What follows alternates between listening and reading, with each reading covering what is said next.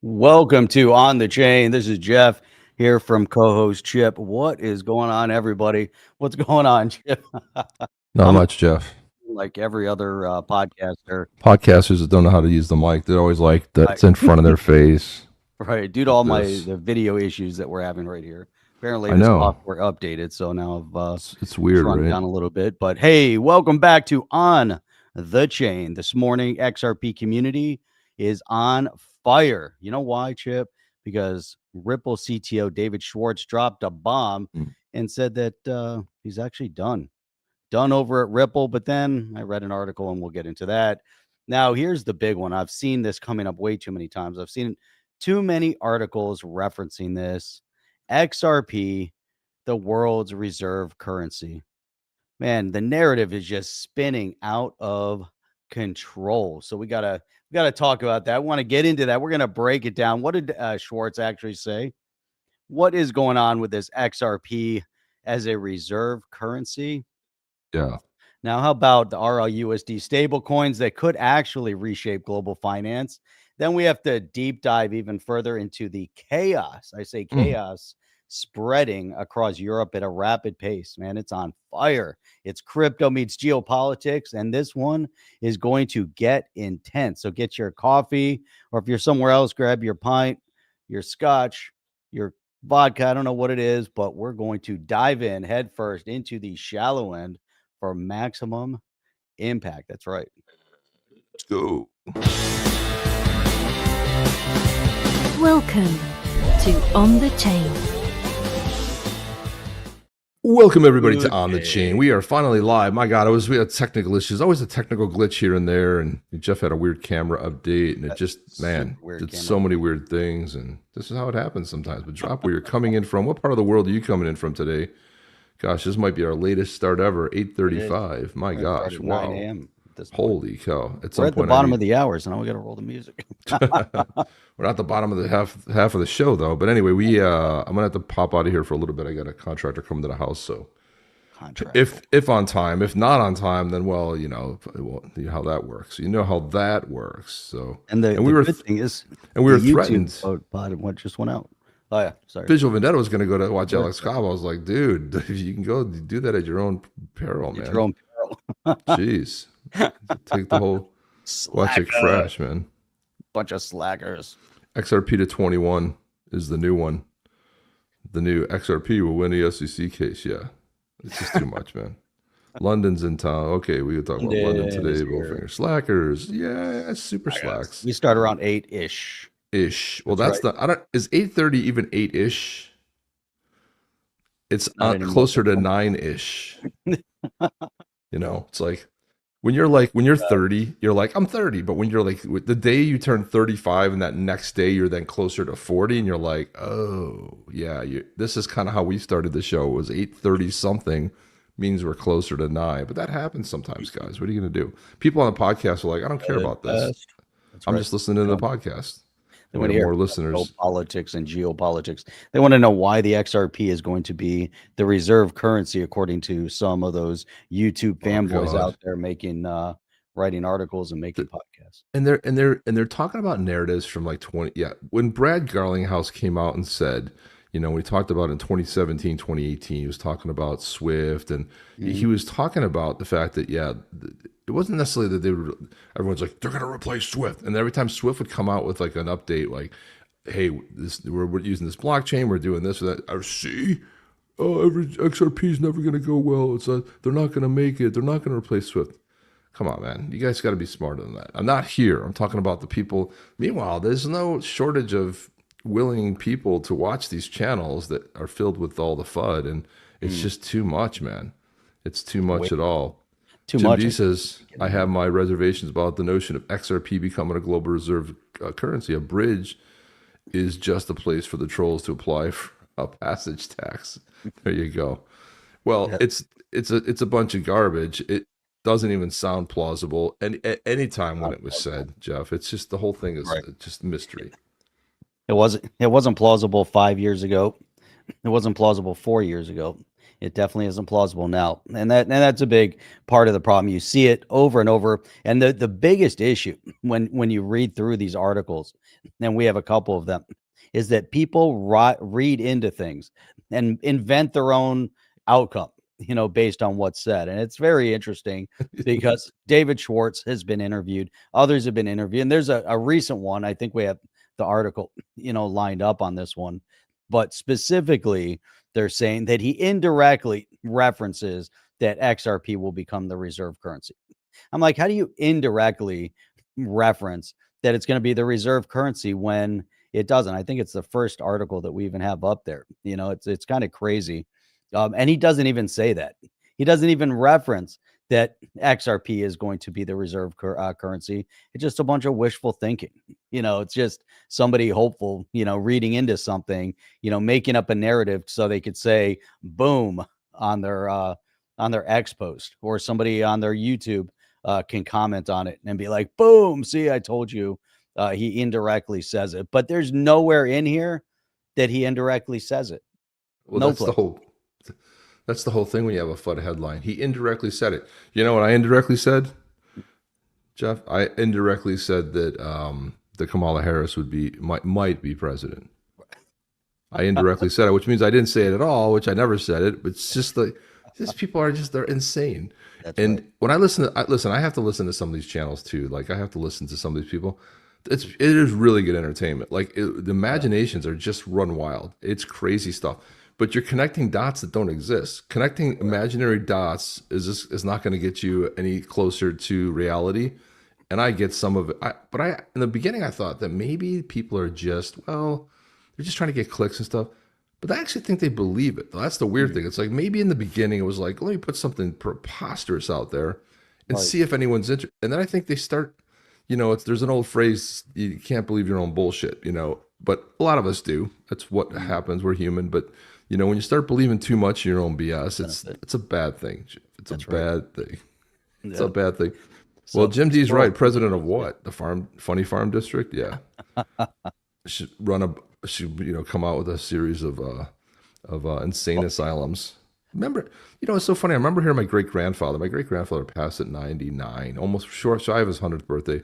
And I remember him talking about like the 30s and the 40s when they used to have, insane asylums. Like he would just say like, they would just like somebody would just crack one day and the next thing you know, they'd just be at the insane asylum. And we see this stuff daily. And Right. especially with the left, I almost feel like there's like, is there like a run up on crazy? Because every time you Oh, there think you've seen definitely is. something too crazy, Jeff, there's something else that comes out. Something else crazy. It's like look at this. He was on an X space where he offered a perspective on the future of global reserve currencies. The conversation was shared by Jack the Rippler, who Yeah. highlighted the remarks for the cryptocurrency as Schwartz's comments opened up the discussion as alternatives to the U.S. dollar's longstanding position. Yeah. Boom! Here's a boom! Here's a boom! Boom! But he indirectly never says- said that. No, he never Right. said it. Never said it. This is And when great. when you dig into it and you see what he actually says, has nothing. He references a digital asset could potentially be a reserve currency, a neutral Right. asset. Right, If like it's a neutral asset, it's not going to be XRP. It's not going to be Bitcoin. It's not going to be any asset that is subjected to massive fluctuation. If you want to have a currency, there's going to be a reserve currency. It needs to be stable and it has to be backed by something, and you can't have any fluctuation whatsoever in it. And so if they're going to invent some additional reserve currency that's not the USD, and that means the entire world is going to have to rely on the fact that it's actually backed by something, that it's not just Right. there's some random asset that they're applying. Now, okay, let's imagine we use XRP as a reserve currency, and all of a sudden there's a FOMO or a FUD, and there's a fluctuation in the valuation of XRP from $3 back down to $2. Why and how is that a reserve currency at that point? There's zero reserve aspect to a fluctuation in valuation. That's no longer reserve. That's you want in and you want out. That's not a reserve currency. It might be a trade currency potentially, but even in a trade currency, it's already been shown time and time again over the past couple of years And especially where we're at now, especially where Ripple got to at this point when they launched their RLUSD. The launching of the RLUSD should have automatically told everybody that is following that fictitious narrative that even in the trade aspect of using the XRPL as a bridge to facilitate fast movement of currency, hence the Ripple solution, they're not using XRP. They want to embed and utilize RLUSD because it's stable. And all of these institutions that are going to be using it want something stable. They don't want anything that fluctuates. And we can look over the past 30 days, and XRP has now, I think it was, I don't know where it's at right now. Yesterday it hit around 308, but it was earlier around 2. So how do you even trade off of that asset? How do you hold that currency, and how do you use that as a medium for cross-border exchange? You can't do it. It's not viable. And people just, I don't know, they just don't want to see it. They just want to believe in something that just isn't, and then making all these false connections. It just isn't bad. Or it just isn't good. It is bad. I like this spin on MAGA. Very Make bad. Asylums great again from Chad Nauseam right there. There you go. I think I like And then that. Mark Smithson says open Trump derangement syndrome clinics nationwide, padded walls for everyone. For everyone. And then look at this. See that? There Something you go. traitor. Something I couldn't even that. What is that? A Paxapioic. A Paxapoc? Yeah, well it's not good with those characters. Those aren't I'll just say traitor. How about that? Traitor. We'll just say traitor. Traitor. So here it is right here. David Schwartz I kind of just like that. This didn't really shock me that much. Look, David Schwartz he's very well accomplished. He probably wants to build some stuff. Once you get into a company, there's a lot of bureaucracy that happens. It's tough. It's tough figuring out and David's the kind of guy, he's like a hands-on guy. He probably wants to go build some stuff.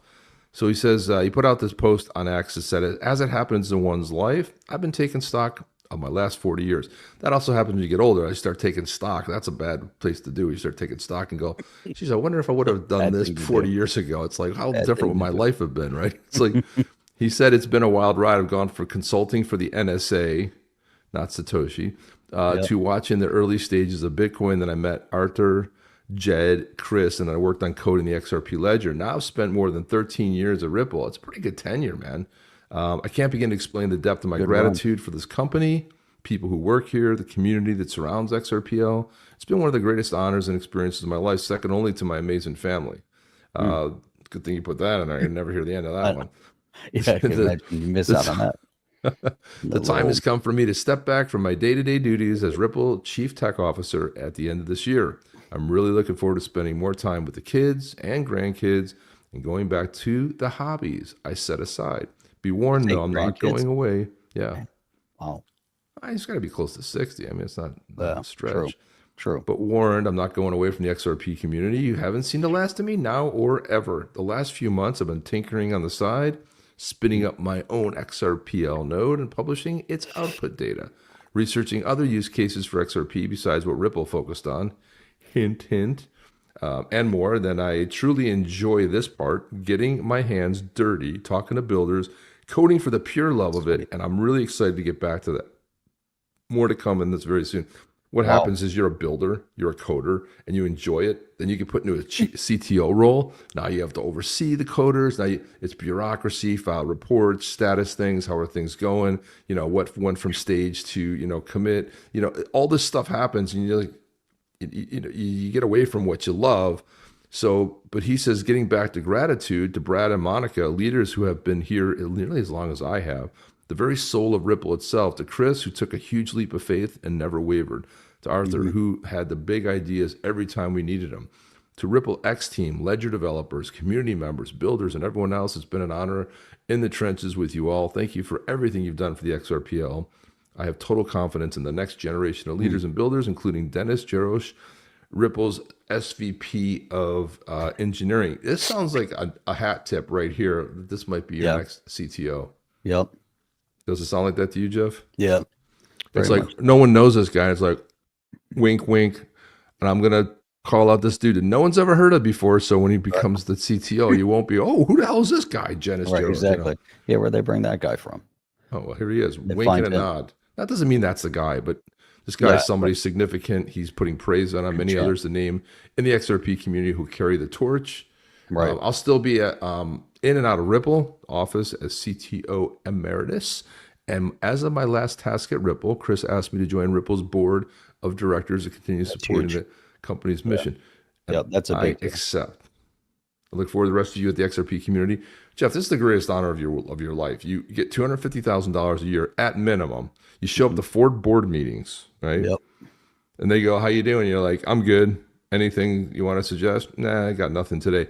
And then you collect a check. It's the greatest thing. If you ever get to sit on a board, I mean, you advise, you tell them, like, yeah, I see that. And David's not going to do that. David's going to be an advisor. Right. But sometimes I see these people on boards and I'm like, man, you sit on what board? What are you contributing? But meanwhile, the people that are really there, they're more hands-on. They're giving ideas. They're guiding the company. They've got business experience. But with David's experience, he'll poke holes in things that they bring up from us. You don't want that guy to go away. So get him on the board is a really good thing. Yep. Mark says, does OTC have any board openings? As a matter of fact, we do. But yeah, we do. We actually you have to pay us though. You have to pay us to be on board. You have to pay us. So, Chet. That's what it means. That means, David, can you flip the switch on the way out? Just like as you're instead of like turning the lights off, flip the switch on the way out, right? Flip the switch. Yeah. So Chad was saying it means the heavy work is done. Get ready for liftoff. And I was going to say, you know what? I agree with that commentary. The heavy work is done for Ripple. I don't think it has any reference whatsoever to XRP, but I think his work up to this point is completely finished. And what's interesting though, Chad, is what I believe is that, one of the things he referenced is that he's going back to building his passion. He wants to be one of the builders building on the XRPL and beyond. Maybe there's other things that he's going to do. He also specifically said in that statement that he wants to find and look for a use case beyond payment. What else can we do with the XRPL that's outside of what Ripple's doing? Ripple's the one that put it on the map for payments, right? I mean, initially Bitcoin was going to replace banks, and then Ripple's big claim to fame was cross-border payments, which is what they're continuing. That's their mission statement. That's their business model. It's all about cross-border payments, institutions, financial, and obviously they're doing a few other things. But now from this point forward, what can somebody like David Schwartz add to the building, developing community? And that's what it's all about. It's all about development. Where can we bring this technology? And then as it gets built, what kind of impact does that have on the asset that they're utilizing? So there's so much medical application. I believe that too. I think there's so much potential in and around full transparency, anything we need the smart contract for, anything that you need trust lines for, anything that you need, some free access to data as well, and then having it readily available, but in an immutable format as well. So there's so many ideas of how it's going to be implemented. If we can see whichever project David Schwartz gets behind, it's going to have some legs in terms of tech. So all eyes are on him. And you're right. Get ready for liftoff, because whatever project he works on and get some attention, I say, hey, that's going to be not just a passion project, but something's coming out of that, something big. Maybe he wants to be a founder. Listen, David goes, I got an idea. And they go, how much money do you need? Right. And the Ripple will get behind him. He'll find investments, but he'll have money to go off and build something. And it'll be great for the community. It'll be great for use cases. And if he's saying, I'm wondering what other use cases are, chances are he's already put a lot of thought into that over 13 years. And maybe he wants to develop one. But what's funny, what I found really amazing was that 22,000 people in the community loved this. 4,600 people reposted it. 1,700 people bookmarked it. Wow. And then you had 3,200 comments. Wow. And then he said this, hey, everybody, save the kind words for when I die. And I commented, you don't see my post, but I said, like, hey, dude, when you die, no, you can't read the comments. This is why we post them now, so you can read how grateful everybody is, that you've, Right. that you've actually done, some amazing work. And it's, when you die, it's like, well, yeah, you hope people, but who cares? You're dead. Nobody cares. You'll sleep when you're dead, and who cares? I mean, really, who really freaking cares? Visual Vendetta said this might be off topic, but a long time ago, poignant though. The Nintendo CEO took a break and came back with Super Mario Brothers, and we know how horrible that did. That didn't go anywhere. Nothing happened with Super Mario Brothers. It's a joke. Yeah, it was a total bust. It's a total bust. Nobody remembers that. They're still making movies, and I'm seeing lots of AI where they were chasing Mario. A cop was chasing Mario in his supercar around. That was pretty funny. That was probably one of the greatest comebacks. But you're right. You take that break, let the mind reset. Sometimes you're so buried, and like Chip was saying, you think about David Schwartz's role from coding, developing, building to running, and then working on somebody else's, company at that point too, even though he's, a lot of his tech that he coded originally went into that. But now if he has a passion project and he's thinking about stuff outside of payments, he's already got a passion project. There's something there, something's churning in his brain, and here we go. So the next, we're still waiting on full regulatory clarity. We get that full regulatory clarity, Chip, the sky's the limit. 2026 is going to be the takeoff year. It's going to be massive. I am with David. So the story behind this was at the proper party. It's really dark in there. It just happened that someone. Yeah, my hair is like, it's total bedlam. It came out of the whatever. I think I lost it there somewhere. I don't know. But it just happened to be one of these pictures where I was able to grab it. So I was asking David, like, hey, love you to come on the chain. And this is right before he said, Brad won't let me, and ran away.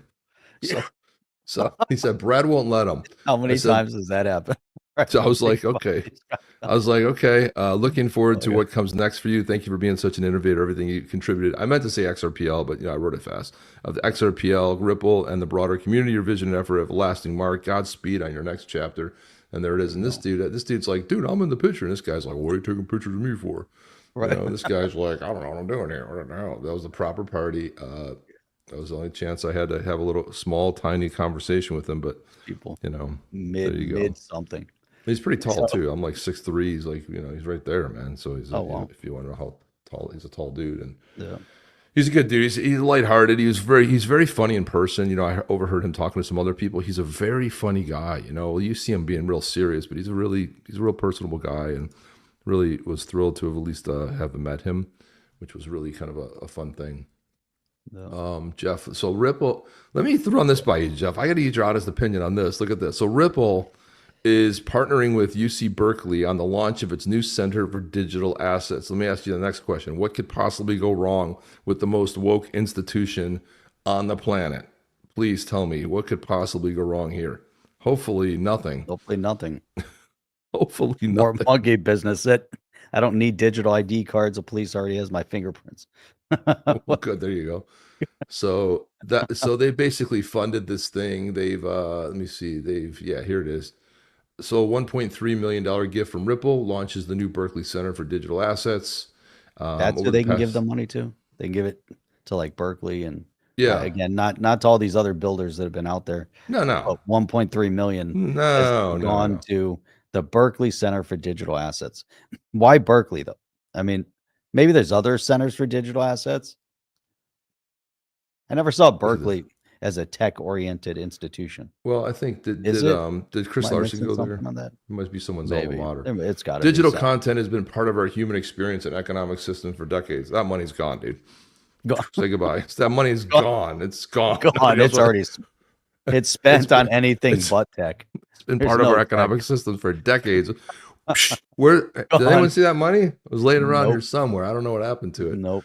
Said Tarek Zodi, Associate Dean for Research at Berkeley Engineering and the new center's faculty director. The overall mission of the center he says is to foster pioneering research, education, innovation. Okay. Man, got a big old sneeze there. I didn't hit the sneeze button fast enough.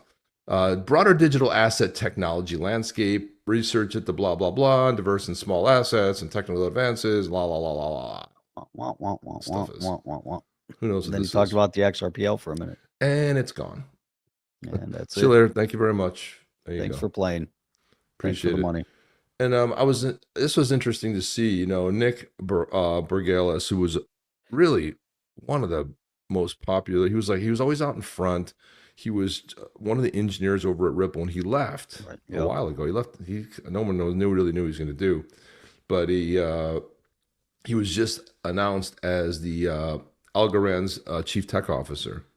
So, and then you had David Schwartz basically congratulating him. Congratulations to both Algo and too bad. He's like, shit, I could have. He's like, damn, I could have had the opening over at Ripple, but oh wait. That's right. He spent a decade at Ripple where he led engineering teams responsible for the XRPL. This guy lived and breathed the XRPL, and now he's at Algorand. See? Now he lives and breathes Algorand. Well, what he also does, he blocked me. I went over to check his profile, and I'm blocked for some reason. I'm like, does this guy even know who I am? Like, why would you block me, dude? I've never said a disparaging word about this dude. Why did he block you? Nobody knows. So bizarre. I don't know. I'm blocked. So strange. I'm blocked. I put a thing out saying like, hey, is anybody else blocked? Because why would you block me? What did I do? I mean, you're disparaging Algorand. Maybe he saw. Maybe he's seen some of our show. I don't know, Jeff. That could be. Maybe that's the problem. I don't know. Yeah, we call it as we see it. We call the balls and the strikes. If we see something, we call it out. Fred Hoffman. One Yeti. How many Yetis we got? One. Let's see, we have 3 in the hopper right now. 3 of them. And by the way, Chip, we did have that auction that was running. It ended Wednesday, 8:50 p.m. We did not stream on Wednesday, but this bad boy right here did sell. Yeah, he did. He actually sold for the guy who won it's $3.50. He sold for 3.50 XRP. There you go. 3 XRP and 50. I nicknamed him Bone Crusher. Bone Crusher. He looks like a bone crusher. And this bad boy right here is going to be given away to some lucky guy. Wait till you hear this song. Holy cow. Today. This one is kick ass. So this one is ready. This one's ready to go. And by the way, click that QR code and order yourself some badass Yeti's coffee. If you're watching on your mobile, you're SOL. If you're watching on a screen, scan that Yetis real quick, get some badass Yeti coffee, and be happy you did. So that is where we're at. It's been moving. It's been moving. We're kind of at the bottom of the hour. So let's roll this real quick. There, kind of as a break up. Oh, the linkage it. And here we go. People. Here we go. Here we go.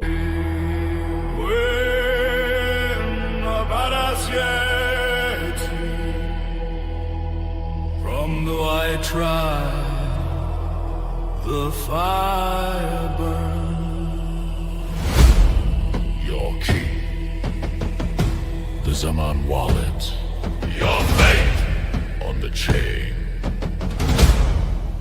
Flame-born warriors, elders guide, eyes of fire, hearts of ash. They bend the knee to the 7 above, but in battle they answer to fury, not love. Feel the fire! Face the flame! This is the white tribe. This is fire unchained. Inferno in the name. But us yet is forged in fire. Bound to the 7. Claim yours or be forgotten.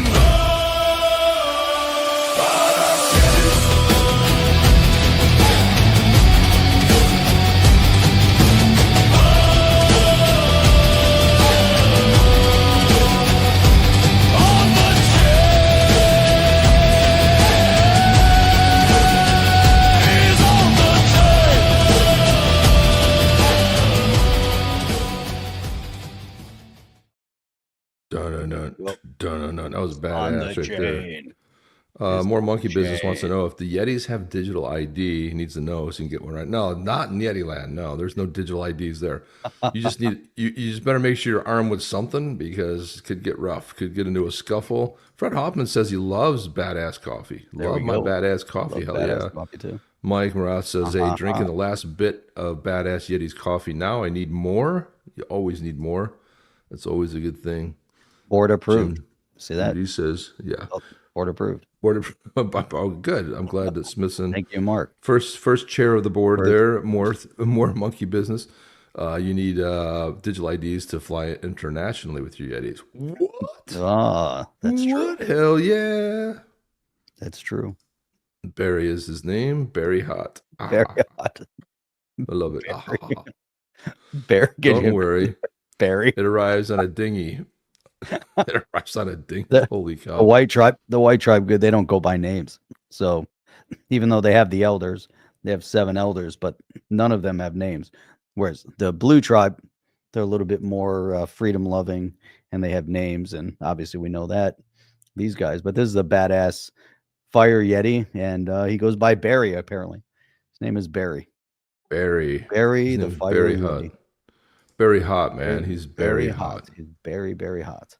So I thought I'd put this up. This is another great John Kennedy bit right here. So, it's so funny. I mean, I forgot. I was watching this clip. It was on Fox News, and the host was saying, so is it that why do the Democrats support, and it was some Democrat, I don't know, senator or someone from the House. And she says, oh, no, we don't do that. So he plays the clip of when they're on the debate stage. There's like 18 of them. And says, all right, this isn't a question. This is a question for everybody. By show of hands, who would fund, who is for, what do you call it? You'll see it in a minute. I don't have it. I don't have the clip. I'm just going to talk about it. No, you don't have the video? No, I don't have the clip. It's just like came to my mind. But says who's for illegals receiving health care. Right. Every hand went up. And so she was kind of checked like, oh, well, and then the media is spinning, and no, that's illegal. Well, yeah, we know it's illegal, but that's why they took it out of the big, beautiful bill. They basically want to put that back in. So here's John Kennedy telling you exactly what they wanted to fund. Here we go. Healthcare for illegals. That's it. Thank you. Trump just said, we want you to take some stuff out of the budget that we think is wasteful.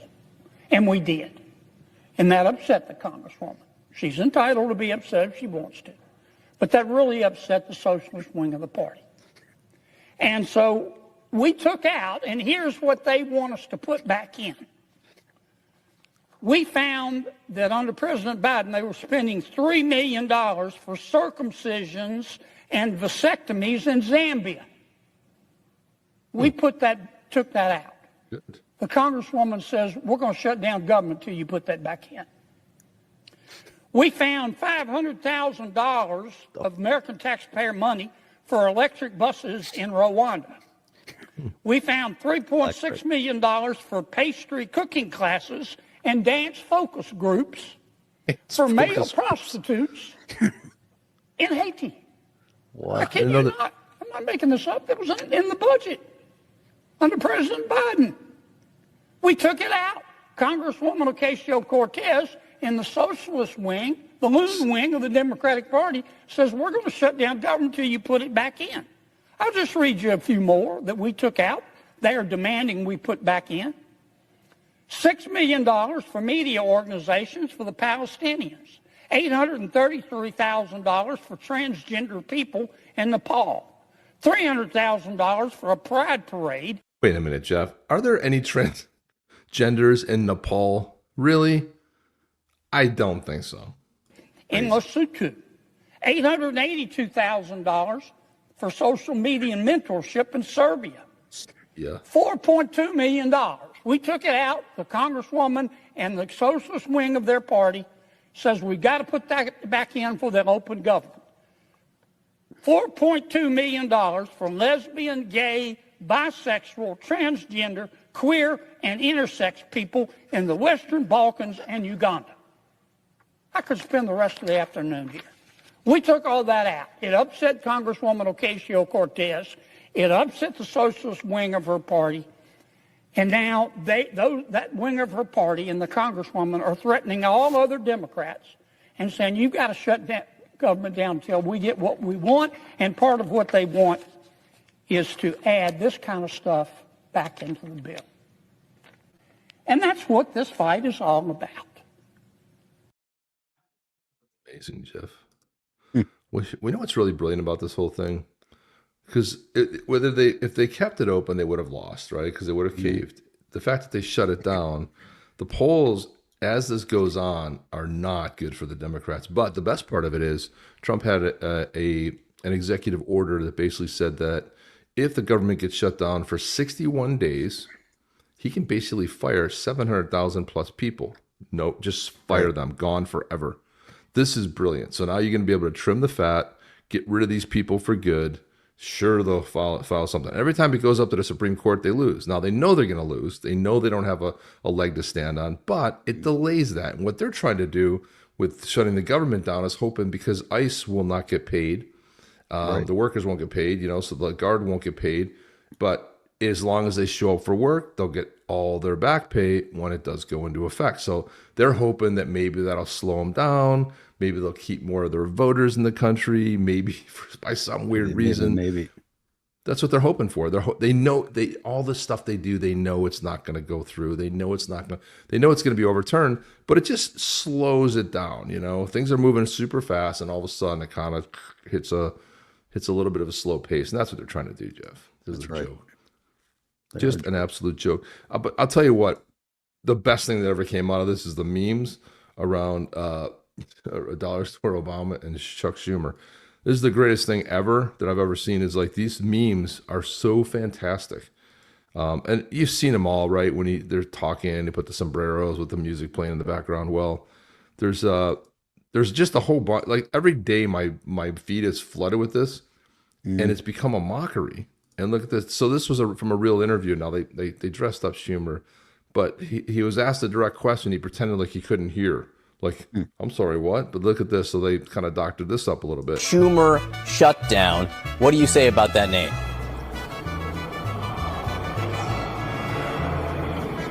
Senator Schumer, can you hear me? Senator Schumer, can you hear me? I can't hear. I don't think Senator Schumer can hear me right now. Maybe the government shutdown included audio on Capitol Hill. Listen, as a politician, brilliant move. I can't hear. Can't answer the question if I can't hear the question. He conveniently said, "Mr. Schumer, are you there?" And he's like, "Oh, I can't hear." So a little too convenient, maybe, Jeff. I don't know. Then there's this one, AOC.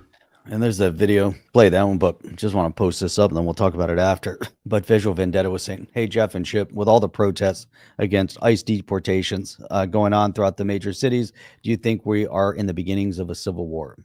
No. I don't think so either. I think we're shutting down the crazies once and for all. Here's why. One side has the guns. The other side doesn't. Try something. We'll see how it goes. Jeff, I gotta pop out for a minute because I got a contractor in my house. But go ahead and take the reins. All right, sounds good. So yeah, if we really reference and think about what's been happening, we're setting things back on track, getting some more normalcy. But it's a loud, violent minority that's out there doing what they're doing. So you think about their paid aggravators, their paid protesters. They're there to get in people's faces. You don't see a massive crowd around them supporting them, especially no longer. They don't have the politician money support. They've run out of the U.S. aid. There's still BRICS and all those things showing up.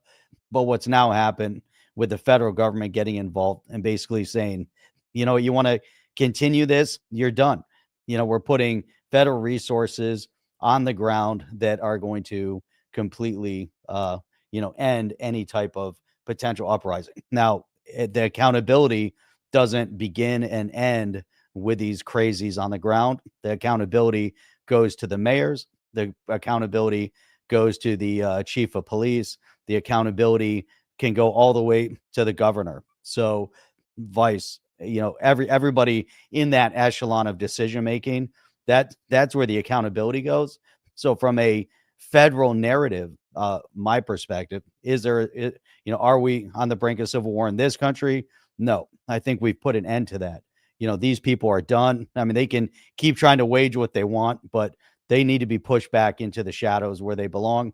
We've allowed the crazy, pink and purple hair people, we've allowed them to dictate terminology, dictate verbiage for way too long. Now, the one thing is very well known, and this is why they are pushing terminology, because as soon as you lose, and it's a war, so the words, the vernacular, just everything that you use as common speak, that is part of the battle. And so they put that in there. They win battle after battle after battle in order to win the eventual war, which is, a big part of it is war on terminology. So, obviously, that's one part of the narrative. They enter it into the lexicon. They want it to become normal. It isn't normal. Antifa is now considered a terrorist organization, which is net positive, and if we think about what they have tried to do, there's too much, at stake. At this point, you got to push them. They got to be pushed back. Now, again, if that means going after the mayor of the city, hey, you know what? You're accountable for allowing this to happen. Chief of police. Now, accountability isn't just, hey, you get fired and you get to move on with your life. It's no, you're going to be brought in front of the court of justice. You're going to be held accountable, whether it's torturous or, if it's going to be criminal negligence. First and foremost, revocation of their title and their position. Step down.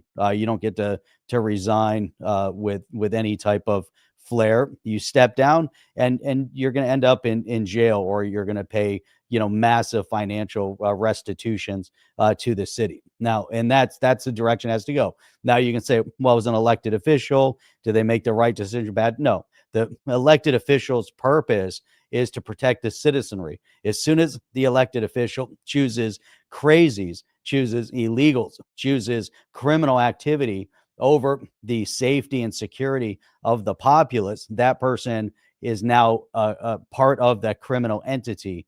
And so they need to be held to account, based off of that. So there's all sorts of narrative that we're approaching. Now, the thing is, and, from my perspective, we've entered into a phase where the right is finally righting the wrongs, kind of, so to speak, that, we're putting the normal back in. We're taking the crazies out. Crazies don't belong in federal government. Crazies don't belong in state government. Crazies don't belong in city government.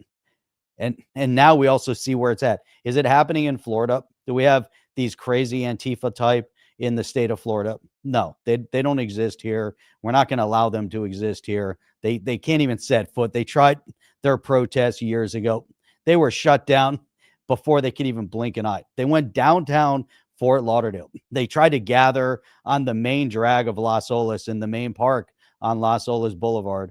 And they immediately, the police were there, barricaded them, surrounded them, pushed them 3 blocks away, and then dispersed them. They were gone. That was it. It was not even an hour's worth of commotion. Gone. Miami, one person hit one police car with a skateboard.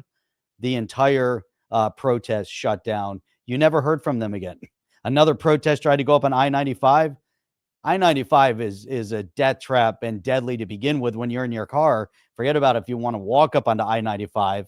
You know what? You get to be run over, and that's it. And they shut them down real fast too. Other states with these liberal freaks that are in control of their state, and look at Oregon with Portland, and the fact that Portland is still facing these crazies in the streets, and they allow them. And then the mayor and the governor step up to try to defend them. These people are nuts, and so civil war, I don't believe that, that we have a civil war coming. So that's it. Even when I'm muted, Chip's muted. I'm not muted. More Monkey Biz said, I keep muted. talking even when I'm muted. There's no mute. Antifa are speed bumps. That's it. Yeah, well, Yeah, go ahead. It was a brilliant move with the Karma Carmichael's talking about was they went in there, they knew the Epstein files, and there's no people talking about files. There's not really any files, right? We already know who the players are. They released most of it anyway, but they went in there and they planted a bunch of stuff and they went through it and they're like, oh yeah, okay. So, but I do believe it does come off. It come out sooner or later, but it's gonna hit people on the right and the left. But it's not like we don't know the people. We know who was on the island. They've got the videos, so it's not like this isn't coming out. Timing is everything. Timing doesn't do that much justice this time of year, but it does a lot coming up with the midterms. So timing has a lot to do with what ends up happening. Here's AOC. I was shocked that she wore this to an interview. It's weird. I saw some Republican members of Congress saying, oh, well, if we have this shutdown, it's because of AOC. Well, if that's the case, my office is open and you are free to walk in and negotiate with me directly. Because what I'm not going to do is tolerate 4 million uninsured Americans because Donald Trump decided one day that he wants to just make sure that kids are dying because they don't have access to insurance. By the way, Auntie Maxine, crazy. She let the cat out of the bag. She was interviewed, and she says, "Is it true that you want to fund healthcare for illegals?" She says, "We want healthcare for everyone." I'm like, okay, yeah, the answer is yes. Then like, this whole thing they're hiding behind. Well, they can't point to anything where they're actually. It's always like, does anybody actually go read this stuff? I went and read it. It's like John Kennedy, Louisiana senator, read it. It's just insane that they do all this stuff, and. Just these memes. I wish I could get them all, but I just can't get them all. But everyone started sharing the memes. Now these memes have destroyed them. Trump trolling them. You got this one right here. You got Hakeem Jeffries and Chuck Schumer and Dumb and Dumbrero. Dumbrero. Dumbrero. Oh my God. You got this one here. Brokeback Sombrero. Holy crap. This is getting bad. And this one I can't play because of the I can't play the audio on this one, but basically it's Hakeem Jeffries says Trump is my daddy. He's really small and Trump's huge, like twice as tall as him. And he's going to be, I'll kind of, for the podcast listeners, I'll tell you what's going on. So there he is. He holds up a piñata and Hakeem starts hitting the piñata with a sombrero and a big handlebar mustache. That's just too funny, man. That's great. You got to love these. You really do. You really have to love them, man. They're just something special. And we have some pretty good content on Europe, 1985 to 2025. What's going on over there? And there's some really good stuff that we have. That's right. Let's put some good video. Let's get to some. Let's do some not so serious stuff.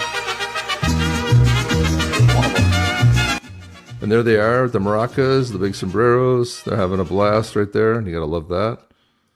And it's crazy what's going on there, man. Crazy. The Schumer shutdown. They asked JD Vance about this in one of the briefing room in one of the press conferences. Here he is. Just going back to the sombrero, you said that the president is joking, but Hakeem Jeffries says that these memes were racist. What's your response to that? And just if I may briefly go off topic, Baby beard. Secretary Hegseth yesterday made an edict about no more beardos in the military. Just wondered what. Sorry, what did he say? No more beardos. Beards. Oh, sorry, it's my accent. Just wondered your response to that. I didn't see that particular comment. I thought Pete gave a hell of a speech, and a speech that really is just oriented around returning the American military to the very high standards that it has had for virtually its entire history until Joe Biden came along and decided to lower standards. I think it was bad for our military, and it was bad for our troops. When I was a young United States Marine, I did not have a beard. I am now the vice president, so I get to do what I want to do. But I think Pete's trying to re-implement high standards, and that's a very good thing. On the sombrero thing, I mean, Hakeem Jeffries said it was racist, and I know that he said that, and I honestly don't even know what that means. Like, is he a Mexican American that is offended by having a sombrero meme? I mean, I saw one of the major TV stations put the meme up and then say, this is AI generated. And he had like the curly animated mustache too. It's like, do you really not realize the American people recognize that he did not actually come to the White House wearing a sombrero and a black curly animation mustache? Like, give the country a little bit of credit. Right. We're all trying to do a very important job for the American people. The President of the United States likes to have a little bit of fun when he's doing it, and I think that's okay. Those eyes from the He likes to have, The I mean, Trump baby this dude trolling is still like next applies. level. It's like mastery level, Jeff. This It's the unreal. trolling that happens and him posting it on his it's even some of the stuff that's on the like Zober says outstanding. On Steve says really brilliant. good. Yeah, Really, those really- baby videos are great where they take them and they make them, and then they do all the reactions from the people. That's the fun part, is when they do actually those, see the man, it's people. so great. And meanwhile, the whole time, Hakeem Jeffries, the baby Hakeem, has the sombrero on. That is some fun stuff. my We're gonna get God. some more. We're gonna transition to some more Joe serious stuff Taco here. one. But yeah, I'm gonna throw this. So Jeff, That's this one is of the best. it's a short little video, but this is the Netherlands in 1975 and the Netherlands in 2025. Look at this contrast. All right. I'll turn the sound down so you just see in the Oh, yeah. background. There's 2025 protests, people on the street, Den Haag. In 1985, people walking around, and then boom, there's more protests. You get people violent. It's unbelievable. You see like the contrast of like where it's gone, and Where it's at now. and if you say anything about it, you're just being racist, Jeff. It's just No, like of you course. can't say These anything people about it. they've run their countries into the ground. They've led to their own demise, and it's crazy because I've been talking to so many people, and it's just kind of year over year, where things are at now versus where they were even a year ago are drastically different. Yeah. So everything that they've allowed, to happen, and it's not everywhere in every part of every country, but it's in their major cities, and things are getting progressively worse, not getting better. Go to Canada, go visit and see exactly what's possible Or go in to Canada. London. Go to London, go to Dearborn, Michigan, and see exactly what's possible. But when you go over to Europe, it's drastic, and it's drastically bad. And there's only one way to come back from it. And they've got to make a big decision. It has to happen now. It had 2026 as their turning point. They have a decision to make, and we'll see what happens. We're seeing it happen in Japan too. It's like Japan, they're dealing with crime that they've never had. It's a very safe, right. The whole Japanese culture is very respectful and stuff. And if you go to someone else's country, respect the culture, right? If you're not going to assimilate, don't go. It's like They're not. Jeff, this one kind of outlies it with history. This isn't about opinions. This is about facts. This is how things happen. You got hundreds of years of history here. Where Islam takes over, civilizations collapse. This is history, not an opinion. Egypt, before the 7th century, a brilliant civilization. Alexandria, the center of ancient knowledge. After the Arab conquest in the year 640, Coptic Christians persecuted, special taxes, elites fleeing, result a poorer Egypt. Mesopotamia, Baghdad, 9th century, capital of world knowledge, science, medicine, philosophy. Then Islamic internal wars, Sharia law imposed, economic decline. Today, Iraq, ruined and unstable. Lebanon, 1960s, prosperity. It was called the Switzerland of the Middle East. Then the rise of Islamists in the 1970s. Civil war from 1975 to 1990. Result, exile, bankruptcy, chaos. Iran, before 1979, a modern country, growth, open universities. After the Islamic Revolution, religious dictatorship, sanctions, massive impoverishment. Afghanistan, 1970s, Kabul, universities, cultural openness. Then the arrival of the Taliban, brutal collapse. Today, a country ruled by Sharia, famine everywhere. Gaza, 1950s, visible Christian minority, active economy. Then the rise of Hamas, Sharia law imposed. Today, ruins, extreme poverty, massive unemployment.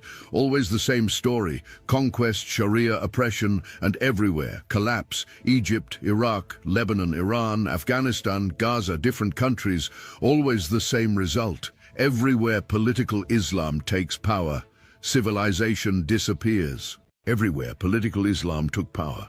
Local civilizations collapsed. This is history, not an opinion. And North Africa is a striking example. Before the year 690, North Africa was mostly Berber. Christian kingdoms still existed, heirs of Rome and Byzantium. Carthage, Timgad, Hippo, cities with churches, where people spoke Latin and Berber, where local traditions were still alive. But everything changed brutally after 690. Arab armies crossed Egypt, then invaded Libya and advanced to Morocco. In 711, they crossed the Strait of Gibraltar. They conquered Spain. The result? Forced conversions.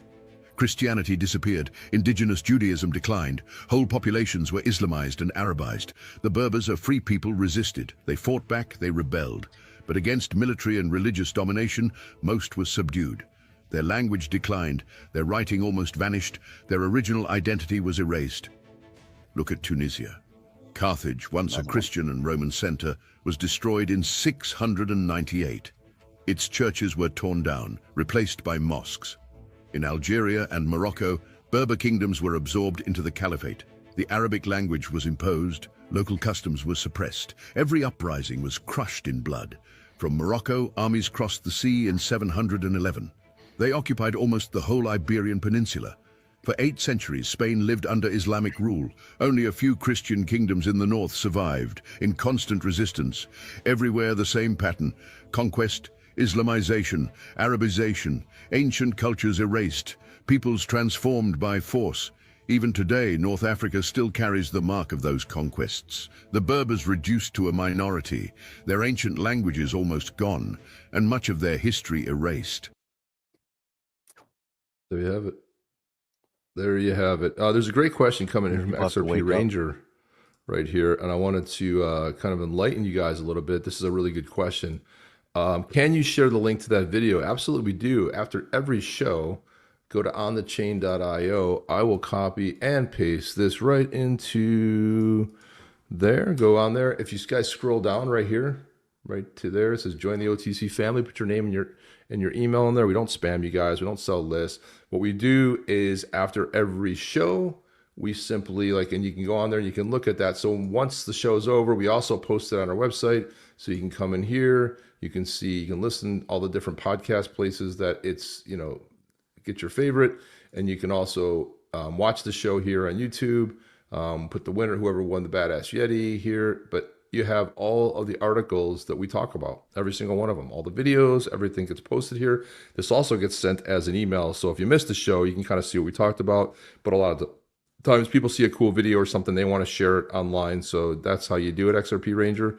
Go up there, and I suggest that you go in there and just go ahead and put your email right in there and then your name. There you go. Bam. That's all you have to know.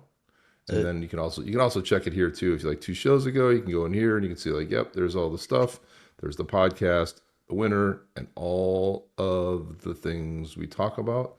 And sometimes we post things we never got to. Those are there too. You can see what we're thinking.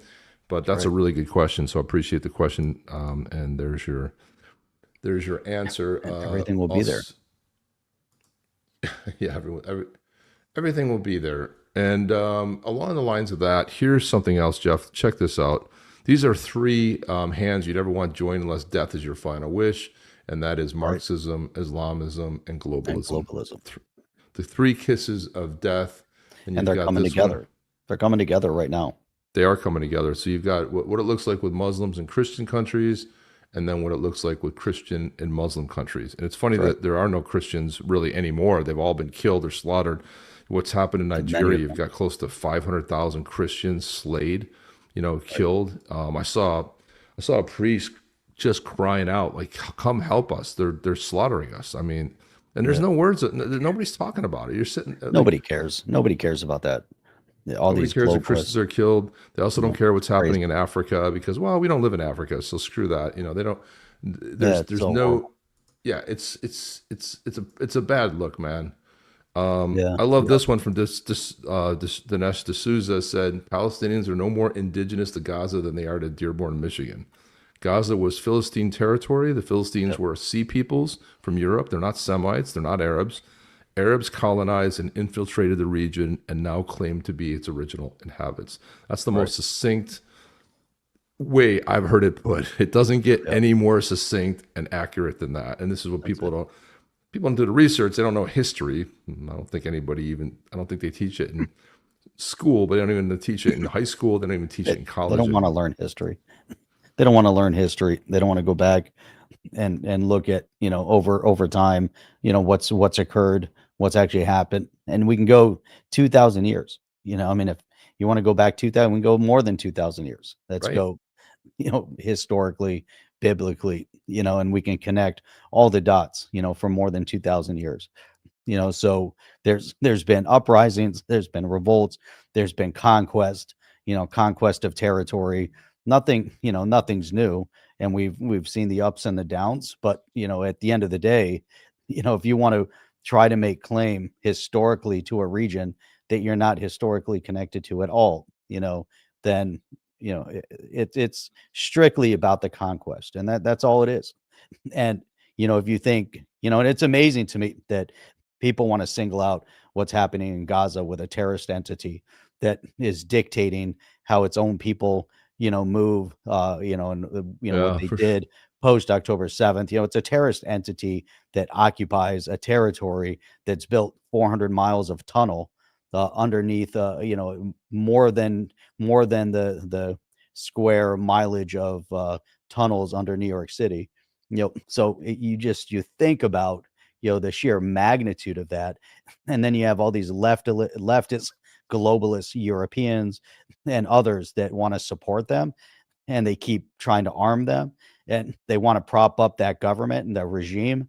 And it's mind-boggling, to hear all at the same time, that the Islamists are not just at their doorstep, they're inside their house. So you've got the Islamists inside the house of Europe right now, in all of these countries. They're about to fall. There's, complete chaos reigning the streets right now. And that number is going to increase exponentially, not just through birth rate, but through this mass migration and replacement of population centers everywhere throughout Europe. And yet Europe wants to pick on this tiny little speck of land, which is Gaza. If we look up, how much, what the space is in support, again, I'll say it, in support of a terrorist entity that doesn't belong there. I mean, it's just crazy, putting zero blame on that terrorist entity. And then if we want to go to even the Palestinian Authority, direct ties, lineage, also, the PLO, terrorist organization, with ties back to the Muslim Brotherhood as well. And so all these entities are all interlinked, and everywhere that group has been throughout the Middle East, they've been banned and kicked out. Now, at the same, these Islamists, and we've played, different sections from, if you go to Saudi Arabia, if you go to UAE, if, you go to any of those regions, they don't allow this stuff. Why have they been able to flourish without that type of conflict? It's because they don't allow the mentality, the mindset to reign or dictate what happens on their streets over there. You go to Egypt. Egypt has had strife and turmoil. They banned and outlawed the Muslim Brotherhood. Lebanon has tried. Obviously there's been turmoil with the Hezbollah and all the backed entities and organizations that Iran has been funding for many different years. Syria as well, dictated and dominated by Iran until now everything's being rewritten and redrawn again in terms of where Syria is going and some of the other regions. Jordan, another one, they don't want them there. And there's so many, aspects of what's happening. At the end of the day, the world has to deal with it and has to say, look, we're not going to support terrorist entity any longer. We're not going to support what's been happening. But yet, you still see the leftist, globalist Europeans that are stepping up, and they want to keep supporting them. It's crazy to me. Absolutely crazy. It is absolutely crazy, Jeff. The whole thing has gone bonkers. But Mike says, thank you, God, for that email. It's how I keep up when I'm racing. So, yeah, you miss a few shows. Mike races, does boat racing. So, yeah, he'll go through that and he'll kind of see what's going on because he doesn't have time to really check it out. And then we've got Jim D says, our news media are servants to their paying sponsors. News is all biased and ideologically driven, just by a few parent corp. That's absolutely 100% true. They just repeat the same thing over and over and over. Reminds me of Oak Island. Christ is still king. Reminds me of Oak Island. Jim D from Chad says, the media's purpose is collection, distillation, and distribution of fear to sell soap. Right on. And they are leftists. Does that make us rightists? That's right. Yeah, well, here's two more videos that I wanted to get into. Here are two more takes. wrongest. This one starts with Alex Jones, but again, that's all on point. Muslims have conquered everywhere they go, and they displace everybody else, and it's what they do, and their religion teaches them to be friendly and nice until their numbers get up to 10%, then they push everybody out of the cities they're in, and then finally out of the countries they're in, and they take over. They would put your ass to the sword if you didn't convert to their religion or make you chattel slaves. So let's not play games here. In fact, on our website, we talk about the Islamic State of North America by 2050. Allah permitted them to live off the infidel while they are subduing them. So it had sort of a parasitic type of attitude where they can live off of the host country, where their goal is to eventually eradicate the host culture and supplant it with Islam. Surah number 9, it's all about the destruction of the Jews and the Christians and the non-believers. So, as a Muslim, we have, if you want to kill a Jew, you have to ask him to convert. If he doesn't convert, then you have the right to kill him. Same with the Christian. So, but when the Muslim are weak, they always speak peacefully. Why they speak peacefully? So they can thread themselves into the culture. But when they become strong, when they become over 5% of the culture, then they become very radical and demand to be, rulers in a culture. There you have it. That's straight on. And Canada now, I think it's more than 10% of their population. Well, you can see where that's going. Even over in the UK, the issue is they want to put, so Sharia law is not compatible with, Western style life. It's just not, and the way they treat women is really horrific. Cover your women up. You can beat them if you can basically rape them if for whatever reason. You basically can do as you will. They're not educated. It's a very primitive type of a look. And people are like, and listen, I'm not condemning all Muslims. I know people that are Muslim. They don't, and again, this is why you have what Jeff was talking about earlier in Saudi Arabia, in Jordan and all these other places too. They don't want people. They don't want Hamas there. They don't want anybody from Gaza there. They won't take them in. Why? They're Muslim countries because they don't adhere to this Islamicism where you're going to go out and kill and torture, and that's their culture is way more peaceful. But again, it's not all. But the 20%, and you have 80% that are probably decent people. The 20%, that 20% is a big number.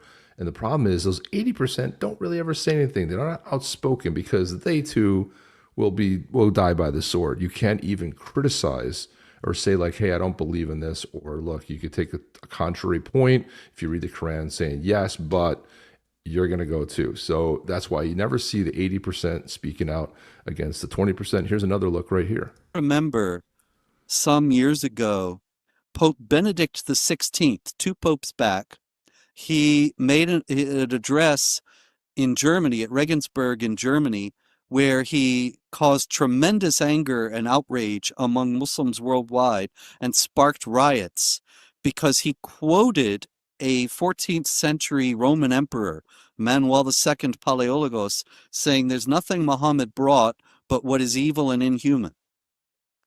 And so to show that Muhammad was not evil and inhuman, Muslims started killing innocent people in outrage at the Pope.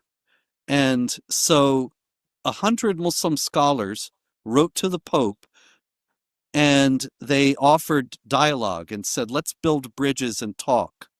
And the epigraph to their statement was a quotation from the Quran that said, say to the unbelievers, let there be a discussion between us and you.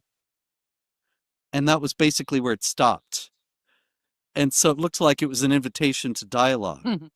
And in all of the discussion about this and all the many commissions and dialogue business that was built up after this, nobody ever thought to look up that verse in the Quran and see what the whole thing said. Because what it actually says is, let us come to a common accord between us and you that you will worship no God but Allah and associate no partners with him, which is what they accused the Jews and Christians of doing, of associating partners with Allah. And if you think, how do the Jews associate partners with Allah? Jesus, I understand, but the Jews? Yes, because the Quran says, no Jews have ever been found who do this, but the Quran says that the Jews say Ezra is the son of God. And so, because the Quran says that, they say the Jews associate partners with Allah. So, the call to dialogue, in other words, even in the epigraph, was a deceptive call to Islam. Pope Francis, I just see a diplomat who is not representing his faith, and if anything is stepping over. And there's an even more dangerous point in what he's doing. It's clouding up and suppressing the fact that Muslims are persecuting Christians all throughout the world. Because in order to give some credence to his, these manifestos that he's signing with Al-Azhar in Egypt and the top sheikh, who that's a whole other story, because that guy says one thing to the Pope as they kiss and hug, and a whole other thing when he's speaking Arabic to Muslims in Egypt. And it's amazing to me that the Pope doesn't have some people who are monitoring this to tell him this. I mean, I see it just watching TV, Arabic satellite. So, what he's doing is he's covering up what's happening to Christians right now who are being persecuted at the hands of Islam. No one talks about how being a Christian from the Middle East means that no one in the West knows who you are, and everyone in the East wants you eradicated. They unalive us and behead us in their countries, but in our countries, we make them mayors. On religious persecution across the world, showing roughly 90,000 Christians were killed last year because of their faith. Amy Kellogg is live from Milan, Italy with more for us now. Amy? Jenna, that's one Christian martyr every 6 minutes. These numbers were put together by the Center for the Study of Global Christianity, and it's really an average over the last several years. Goes on and on and on. But the whole point of it is, look, it's this isn't against all Muslims. It's just one faction that's evil. This is one, and it's a small percentage. It really is. I mean, you're talking about a very small percentage, but these are rabble rousers. These are the ones causing problems. But you think about it though, from a percentage or numerical value, right? Just boots on the ground. What are there? 1 billion Muslims in the world? It's more than that. It's probably more than that. So let's say it's 1.5 billion with a B, right? It's already, been seen that it's a minimum of 10% adhere to the radical idea of conquest. 2 billion. 2 billion total. So as of 2020. So 10%, what is that? 200 million. So yeah. So about roughly 2/3 of the entire population of the United States are radical Islamists around the world. 200 million. So you take 200 million and you tell me that that's a small, insignificant number, because as they come into your country and they divide and conquer and they destroy, you don't need that many boots on the ground to cause chaos. If you have 200 million, it's not that difficult when you're infiltrating and brought into a country like England. They go throughout Britain, they go throughout the UK, they go into Italy, they go into France. It doesn't take much to upset the safety and security and stability of the region. If you go to Canada with 30 million people, and there's already a minimum of 10 million, or 10%. So we know that there's probably 3, 4, 5 million in Canada. They're already flipping the narrative in Canada anywhere you go. Now, this was a scene over in Manchester.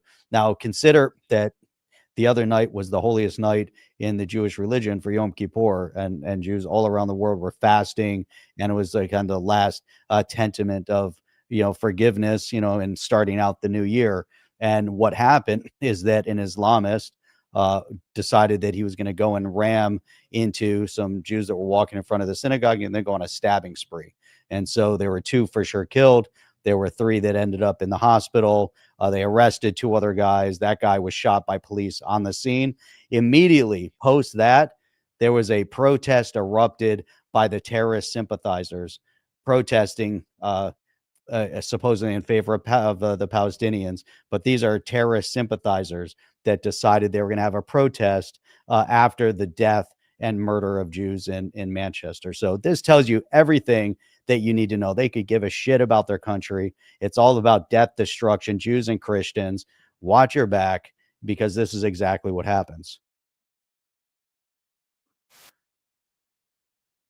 There's no sound in that, but I don't know if you necessarily need sound to see what's that? Chaos. There's no sound. There's there's just a bunch of people screaming and yelling and everything, but you can the guy see wore the chaos here. You saw he wore a fake vest of explosives because he didn't think the police would shoot him. They shot him. Right. Yeah. Exactly. He was thinking if I wear a fake, look like a suicide vest, that they wouldn't shoot him because they wanted to do some collateral damage. They shot him anyway. Thank God they took some action, but still, I mean, it's just this isn't getting any better. And then you have people like living in fear. You have Christians and Jews living in fear. It's not a good thing, Jeff. It's a horrible, horrible thing. And then you have these nut jobs. These are complete nut jobs. Now explain this to me, because you have these crazies of the left, Well, again, I don't have audio. They're chanting free Palestine. Look at these people. That's all they're chanting. It's just not even free Palestine. That's what they're chanting. Look at these crazies waving. You think these people would be welcome? They have like zero concept. They let them go into Gaza or any of the Muslim countries. The first thing they're going to do is toss them off a roof. They're not even going to be accepted and allowed. These people are crazy on the left.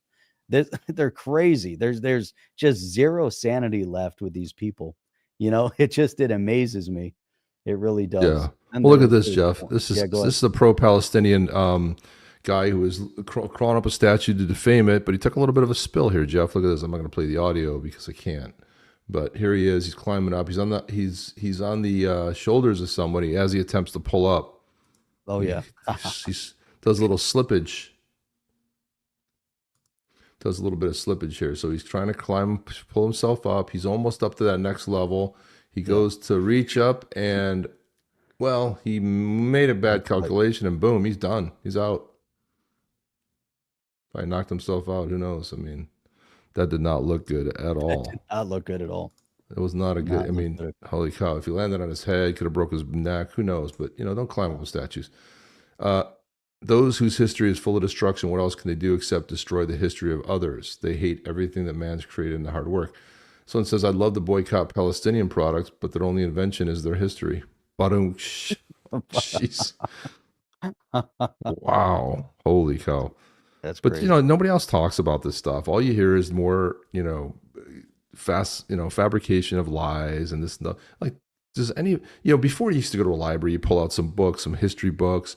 You can actually, if you look hard enough, you can actually find history. It's hard to find because if you're using something like Google. That's why AI has been so readily my go-to, because if I type something there, it just gives me what I'm looking for. I don't have 40 links that aren't what I'm looking for, that are advertisements for something that's close to what I'm looking for. And then I got to go to page 2, and then I got to figure out, is this it? Is this it? Boom, ask AI. It gives it everything that I need to see. It's done on a silver platter, and everything is ready to go. You saw that dust up about Netflix.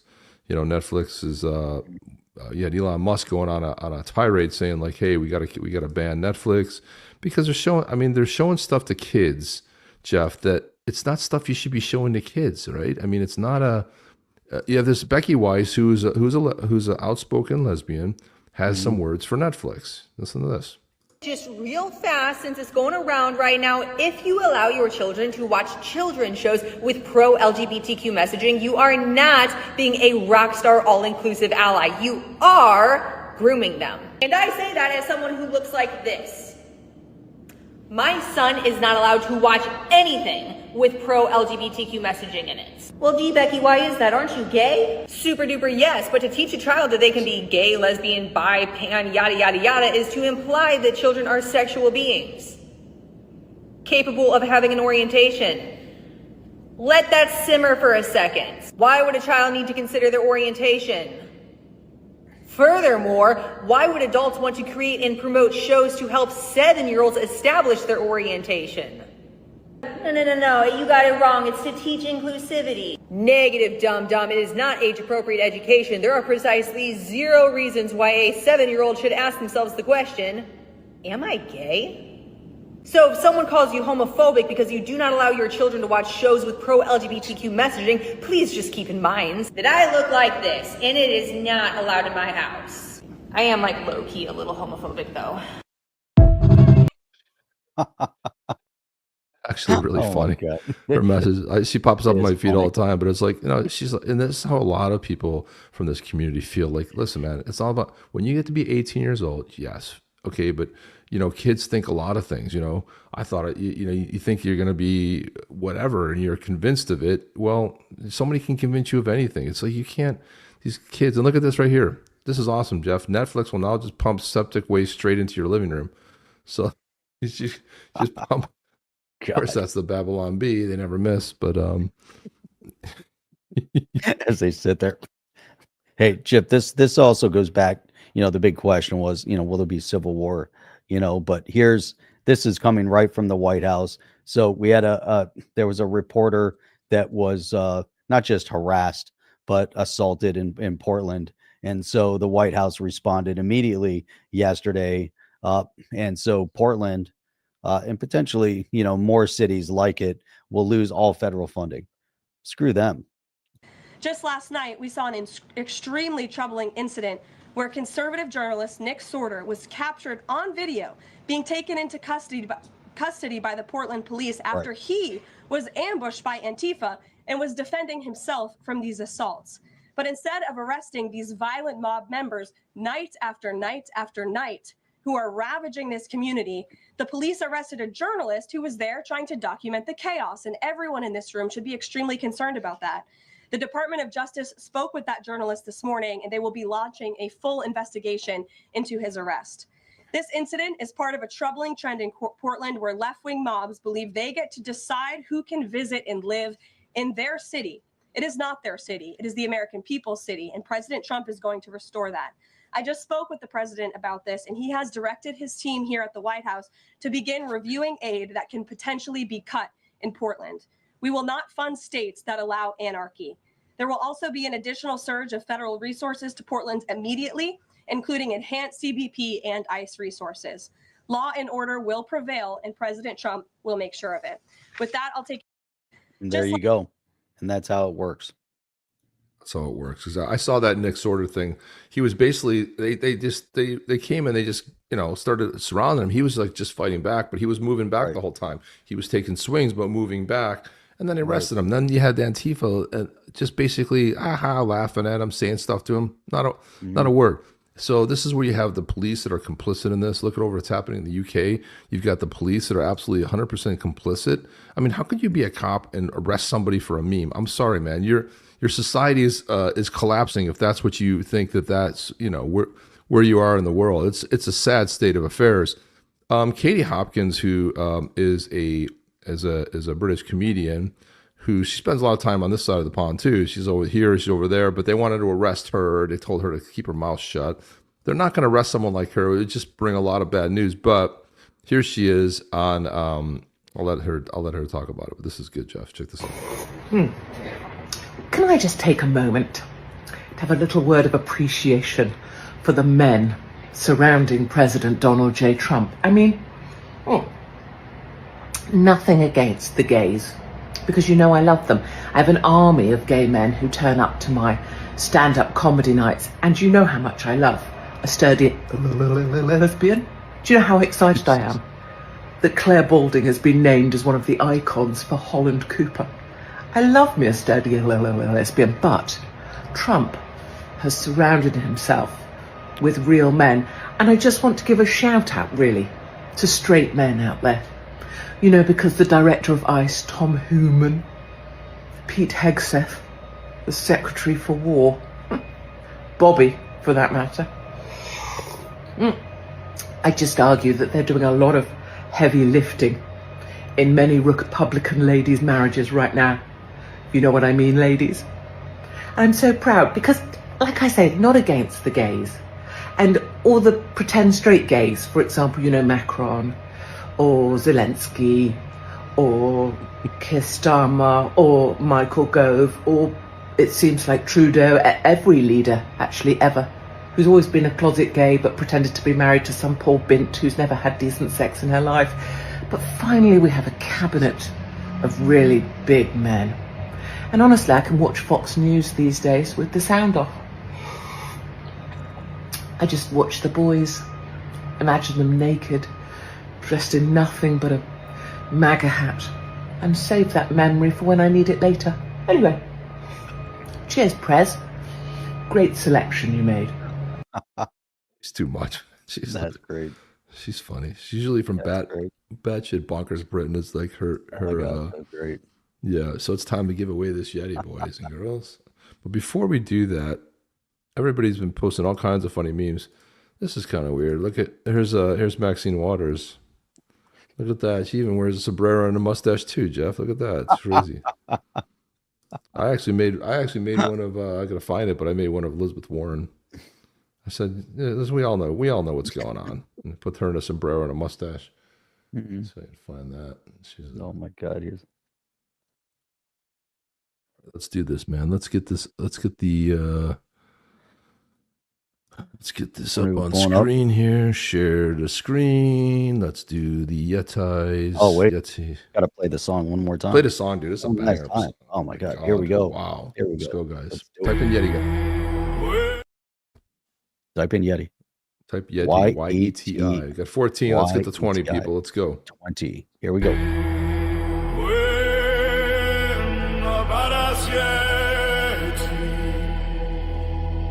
From the white tribe, the fire burns. Your key, the Zaman wallet. Your fate on the chain. Flame-born warriors, elders guide, eyes of fire, hearts of ash. They bend the knee to the seven above, but in battle they answer to fury, not love.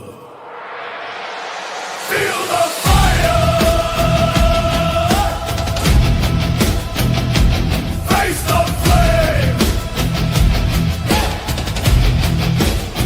This is the white tribe. This is fire unchained. Inferno in the name. But us get it forged in fire. Bound to the seven. Claim yours or be forgotten.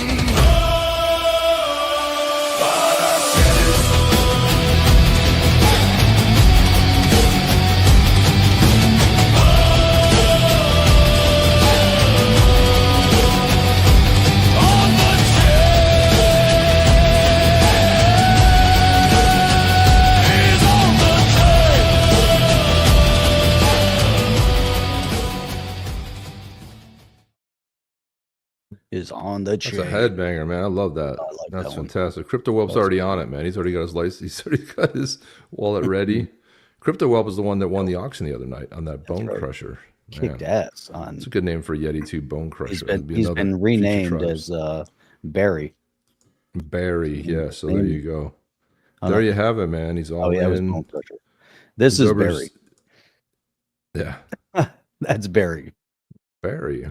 Barry. Very cool. Very cool. All right. Well, it's time. That's time to do the thing. Put the song on there, Jeff.